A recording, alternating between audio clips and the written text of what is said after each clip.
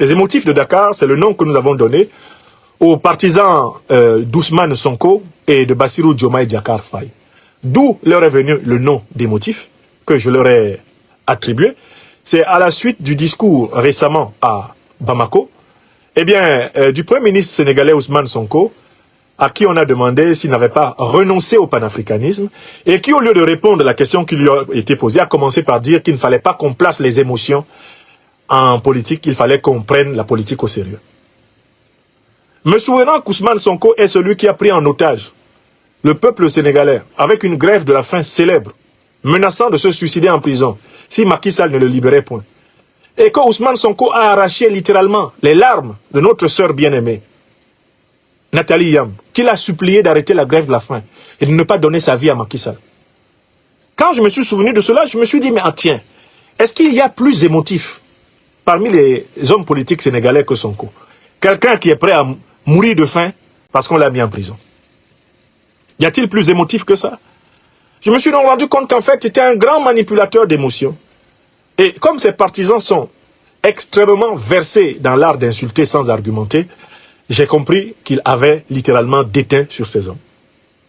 Bon, alors les émotifs ont décidé de se défendre. Ils ont quand même réfléchi un peu. Ils se sont dit, Franklin Nyamsi ou à Cameroun ou à Africa, comment on peut l'attaquer? Ils ont regardé, ils ont dit, très bien. Franklin Nyamsi ou à Cameroun, il ne critique pas Paul Biya. Les pauvres. C'est un argument d'ignorant.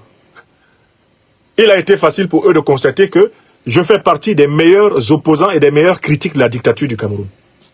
Les émotifs ont eu mal. Ils ont quitté dans ça, comme on dit. Ils étaient toujours là. Eh le Cameroun, eh le Cameroun. J'ai demandé, combien d'entre vous avez lu l'un de mes 4 ouvrages sur le Cameroun? Combien d'entre vous avez regardé les dizaines, les centaines de conférences que j'ai délivrées sur le Cameroun? Ils se sont rendus compte qu'ils étaient profondément ignorants de ma contribution et de ma participation à la bataille d'émancipation du peuple camerounais. Bon, ils ont dit, qu'est-ce qu'on va chercher? Ah, Franklin Nyamsi, c'est le conseiller spécial de Guillaume Soro, le chef rebelle de Côte d'Ivoire. Il était avec Ouattara. Ce sont eux qui ont combattu Babo. Là encore, il y a un petit anachronisme dans cette affaire. Moi, j'ai vécu en Côte d'Ivoire entre 1995 et 2000. En 2000, je me suis installé en France, à Poitiers. Non seulement quand j'étais en Côte d'Ivoire, je n'ai pas participé au coup d'État de 99, mais quand j'étais en France, je n'ai pas participé aux événements de 2000, 2001, 2002. Bref, en réalité, on s'est retrouvé dans un véritable dialogue du loup et de l'agneau. Ils m'accusent de quelque chose. J'étais pas là. Ils ont dit, bon, allez. Bon, il a combattu le président Laurent Gbagbo avec Guillaume Soro en 2010-2011. Il a soutenu Ouattara. J'ai dit oui. J'ai soutenu Alassane Ouattara, mais non pas comme militaire, puisque je n'étais pas en Côte d'Ivoire. Je l'ai soutenu comme intellectuel. Parce que il m'avait relativement convaincu sur sa volonté de moderniser la politique ivoirienne. Mais quand je me suis rendu compte que cette volonté était une hypocrisie et un mensonge, je fais partie des premiers compagnons de Guillaume Kibafori Soro à avoir pris mes distances avec Ouattara Draman, et je vous l'ai raconté. J'ai même eu le courage de procéder à mon autocritique, et en rappelant que je n'étais pas le premier que Ouattara ait trompé, mais que je serais le dernier à ne pas reconnaître que je me suis trompé sur lui et que l'on ne m'y reprendrait pas. Non, les émotifs sont encore gênés. Ah, il est capable d'autocritique. D'ailleurs, aujourd'hui, Alassane Draman Ouattara sait qu'il peut compter sur moi pour déconstruire son régime jusqu'à sa fin. Ce que je fais pour combattre Ouattara n'est rien à côté de ce que j'ai dit quand il fallait soutenir Ouattara contre Gbagbo. Rien du tout. Alassane Draman Ouattara a reçu la dose maximale de ma capacité critique. Je vous mets au défi de comparer ce que j'ai dit pour critiquer le régime du président Gbagbo dans les années, on va dire, 2010-2011, à ce que j'ai dit contre le régime d'Alassane Draman Ouattara. Prenez une balance et mettez. Ah, ils ont dit, oh, on a trouvé une vidéo dans laquelle il a critiqué le président Thomas Sankara. Mais oui, j'ai critiqué le président Thomas Sankara. Qui vous a dit que le président Thomas Sankara était un saint? Parce que j'ai étudié l'histoire de la révolution burkinabé. Il y a eu des dérapages dans la révolution burkinabé. L'assassinat du président Thomas Sankara, je ne l'ai jamais loué. Je ne l'ai jamais soutenu. Je n'ai jamais applaudi cela. Je me suis contenté de souligner qu'entre 1983 et 1987, il s'est passé beaucoup de tragédies au Burkina Faso. J'ai rappelé qu'il y a eu des exécutions publiques d'officiers au Burkina Faso. Beaucoup d'officiers ont été passés par les armes dans les années 80. J'ai étudié l'histoire. Et j'ai dit, attention, il ne faut pas présenter le président Thomas Sankara comme un saint. Oui, je l'ai dit. Mais j'ai toujours été admiratif du président Thomas Sankara. Oh, on l'a vu avec le président Blaise Compaoré. Oui, je suis allé en 2013-2014. 2013, par là, j'ai rencontré le président Compaoré. Mais vous savez dans quel but? Il s'agissait, à la demande de mon leader, le président Guillaume Soro, de proposer au président Blaise Compaoré ma compréhension de la sortie de crise au Burkina Faso. J'étais venu lui dire, de mon point de vue, comment la crise successorale du Burkina Faso pouvait être résolue. Mais je ne vous dirai pas ici le contenu de ma conversation avec lui. J'ai accompli ma mission. Et je sais quelles conséquences il y a eu. J'ai écrit un livre sur le Burkina Faso. Démocratie contre populisme, le Burkina Faso en danger. Le livre est là. Vous pouvez aller voir une bonne partie des conseils que j'ai soumis au président Blaise Compaoré quand il m'a reçu à la demande du président Guillaume Soro, envers lequel il avait été bienveillant dans les années 2000. Voilà la vérité. Ah, maintenant ils ont changé. Ils ont trouvé un autre élément. Oh, en 2021, il a critiqué le président Assimi Goïta. Oui, je l'ai critiqué. Qui vous a dit que le président Assimi Goïta est un saint? Quand le coup d'État a eu lieu au Mali, le positionnement du régime qui était arrivé au pouvoir au Mali, avec le colonel Bandao comme président, et le président Assimi Goïta comme vice-président, c'était un positionnement qui était encore france-africain. Oui ou non? Qui était le meilleur conseiller de Bandao, si ce n'est Alassane Dramane Ouattara? Pourquoi Bandao a-t-il été renversé? N'est-ce pas parce qu'ils se sont bien rendus compte que Bandao était en train de ramener le Mali dans la situation où il était sous Ibeka, en allant livrer encore le Mali à la France? Allez voir la période à laquelle j'ai critiqué le président Assimi Goïta. J'ai critiqué le président Assimi Goïta lorsque le régime au pouvoir au Mali était encore en odeur de sainteté à Abidjan. Parce que je prévenais le président Assimi Goïta sur le danger qu'il avait à se rapprocher de Ouattara, que moi je connais. Est-ce que vous savez que le président Assimi Goïta, justement, m'a pris en amitié quand il a vérifié que tout ce que j'avais dit sur Ouattara était avéré? En août 2021, je dis au président Goïta, vous êtes en train de vous tromper. En allant avec Alassane Dramane Ouattara, vous allez avec quelqu'un qui va vous tuer. Vous lui avez donné des moutons pour lui montrer que vous êtes un bon petit frère. Mais lui, il vous compte comme un mouton. Et il n'hésitera pas à vous égorger parmi les moutons. C'est ce que j'ai dit au président Goïta. Et dans la même période, pour plaire à Alassane Ouattara, il avait mis en prison notre camarade, exilé politique, qui aujourd'hui est en paix et en sécurité au Mali, Ben Souk, pour défendre le camarade, injustement arrêté, qui risquait d'être extradé en Côte d'Ivoire et exécuté par Ouattara. J'ai critiqué le président Assimi Goïta. Je lui ai demandé de libérer l'innocent Ben Souk. Vous pensez que je regrette d'avoir critiqué le président Goïta pour qu'il libère le camarade Ben Souk? Je ne regrette pas.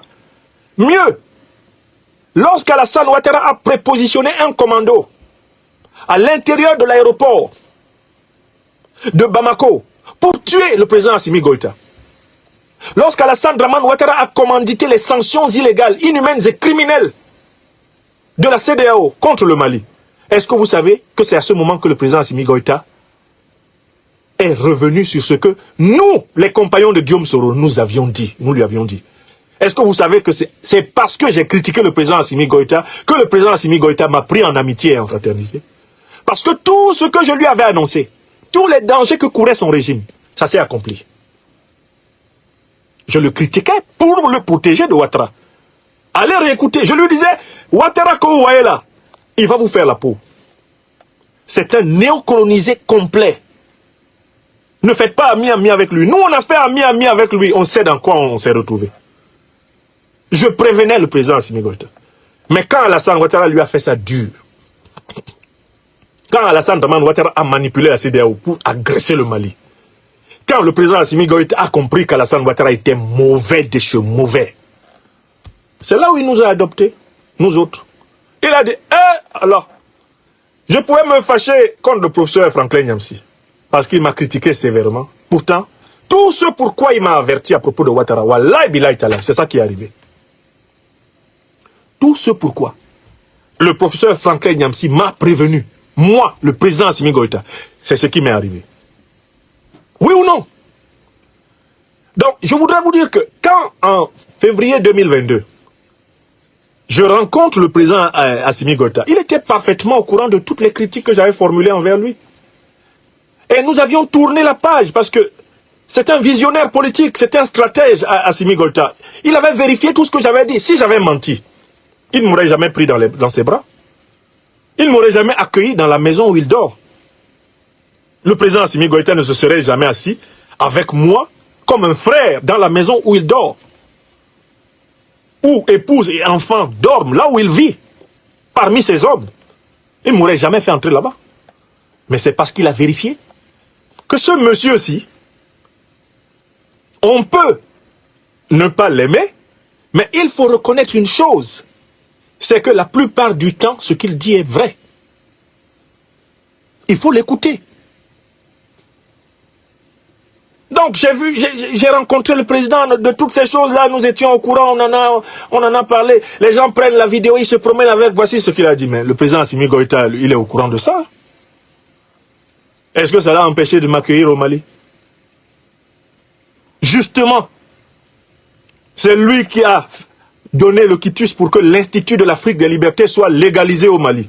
Le Mali est la base de l'Institut de l'Afrique des Libertés. Oui ou non? Par sa volonté, j'entre et je sors du Mali, librement, avec sa bienveillance. Donc, c'est pas parce que vous allez vous promener avec la vidéo dans laquelle je le critiquais qu'il va changer d'avis, puisqu'il était au courant de cette vidéo, avant même de m'inviter dans sa maison, m'asseoir avec lui. Voilà leur kata qu'ils ont trouvé. Les émotifs de Dakar et les moutons de la Ouattari. Voilà tout ce qu'ils ont trouvé contre moi, que je viens d'égrener. Et je voudrais leur dire que je suis serein avec ça. Vous pouvez faire tourner la vidéo sur ce que j'ai dit sur le président Goïta. Vous pouvez faire tourner ça des milliards de fois.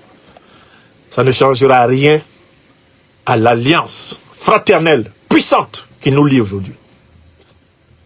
Nous, on est devant. On est sur l'axe de la souveraineté africaine. D'accord? À Bamako, là-bas, on ne joue pas. On ne joue pas avec vous. Les émotifs de Dakar et les moutons de la Ouattari. On n'a pas votre temps. Quand vous pouvez raconter, ah, il a dit ceci, il a dit cela. Je suis quelqu'un qui, quand il se trompe, est prompt à venir devant son peuple reconnaître. Mais quand je ne me trompe pas, ce n'est pas la peine d'espérer que je change d'avis. Quand je suis convaincu que j'ai raison, je ne change pas d'avis. Les choses que j'avais dites au président Goïta à propos de Ouattara, les dangers qu'il courait, tout a été vérifié. Mes prévisions se sont vérifiées à 100%. Je dis bien 100%. Et c'est pour ça qu'il me respecte jusqu'aujourd'hui. Parce que je lui avais dit ce que Ouattara allait lui faire. Quand il a donné des moutons à Ouattara, je lui ai dit, vous êtes le prochain mouton qu'il veut égorger. Parce que je connais Ouattara. C'est un ingrat notoire. Il va chercher à vous faire la peau. Il a vérifié ça, non? Il vous dit qu'il va aider le Mali. Il va enfoncer le Mali. Parce qu'il est un serviteur de la France-Afrique. Vous n'avez pas vérifié ça? Il vous dit qu'il va aider l'économie malienne. Il est le plus... J'ai mal quand l'économie malienne souffre. C'est pas lui qui a dit que les dirigeants maliens sont tombés sur la tête, que sont des idiots. C'est ce que je disais en août 2021.